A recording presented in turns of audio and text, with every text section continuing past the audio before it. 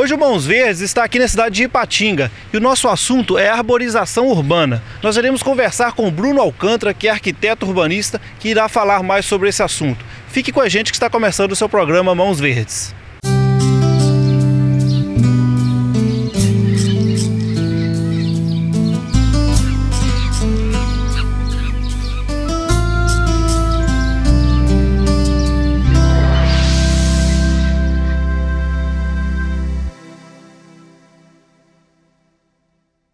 O programa Mãos Verdes dessa semana, como eu disse no início, irá falar sobre a questão da arborização urbana. Eu estou recebendo aqui hoje o Bruno Alcântara, que é arquiteto urbanista, e vai bater um papo com a gente a respeito desse assunto.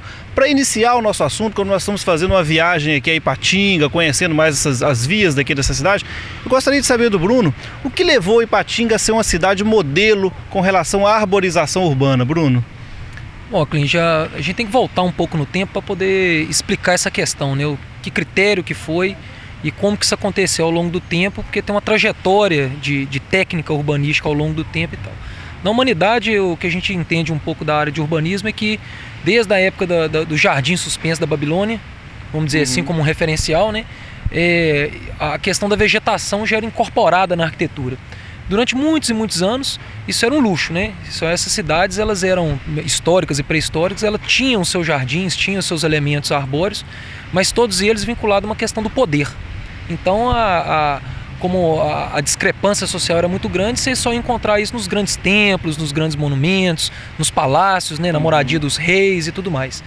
Mas a popularização da questão da vegetação incorporada nas cidades, ela veio de uma forma mais forte no momento pós-industrial.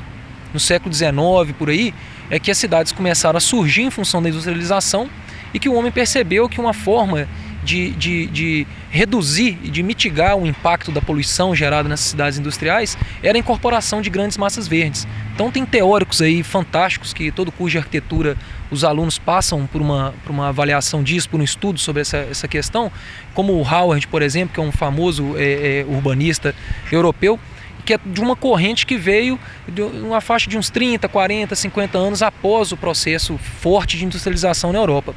Então, num primeiro momento, isso.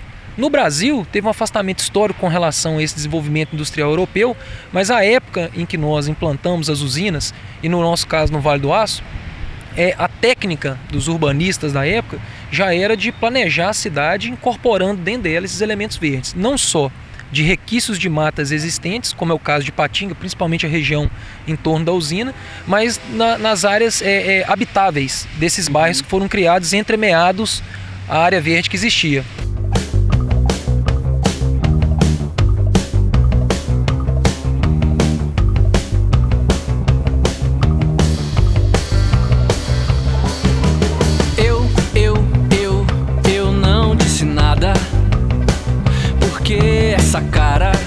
Então esse impacto é um impacto industrial principalmente que causou essa questão, não um impacto cultural do povo que morava aqui antes da indústria vir. Então é uma coisa mais industrial mesmo que puxou isso, seria isso? No meu entendimento, sim, porque a partir do momento em que a urbanização, ou seja, as pessoas passaram a se aglomerar num território muito denso, isso foi adensando, é que os problemas do adensamento passaram a surgir. Então, resgatar aquilo que tinha no campo e que não tem na cidade, mesmo que de uma forma para amenizar, eu acho que é nessa pegada que está a questão da introdução da vegetação no urbanismo.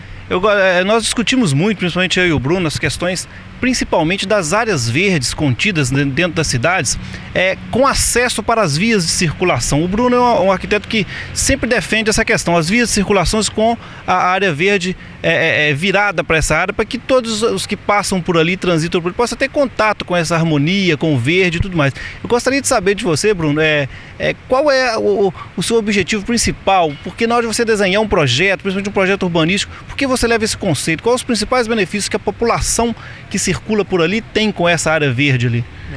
É importante a pergunta, porque além da questão do benefício direto para a população, é uma questão de preservação, uma estratégia de preservação ambiental.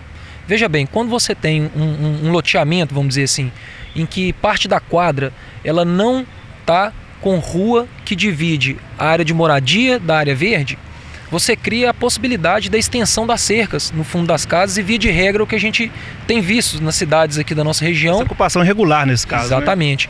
Né? É uma questão de você propiciar de uma forma muito mais tranquila, porque você não tem acesso às áreas verdes. Não tendo acesso, você não fiscaliza. Então você propicia que essas atitudes elas possam ocorrer com mais frequência. Por outro lado, deixando essa questão de um hábito, vamos dizer assim, um mau hábito de uma parte da população, que a gente observa isso em todas as cidades, vamos ter esse problema de invasão de área verde, é a questão do ganho urbanístico, né? Quando você tem uma mata em que você consegue de um lado da rua ver a cidade, do outro lado da mata, você traz o verde para dentro da cidade. Você melhora a questão ambiental, você melhora o microclima, que é uma questão de você amenizar a temperatura especificamente no ponto perto da mata, porque ela tem essa estratégia também de amenização do clima, né? Eu acho interessante que é o seguinte, quando nós falamos assim, que você desenha com as áreas verdes voltadas para as vias, não é uma questão só do arquiteto e do urbanista desenhar, isso também é uma exigência legal, né, Bruno? Gostaria que você falasse comigo, qual a lei que exige essa questão da área verde? Hoje é uma vitória para o campo do urbanismo e no Vale do Aço principalmente, e no estado de Minas, a região metropolitana de Belo Horizonte é do Vale do Aço. Hoje eles têm contado até com instituições, né, que vão tratar justamente da questão do loteamento. E, recentemente, foi incorporado isso, que era uma estratégia de alguns arquitetos e alguns urbanistas, hoje passou a ser legislação.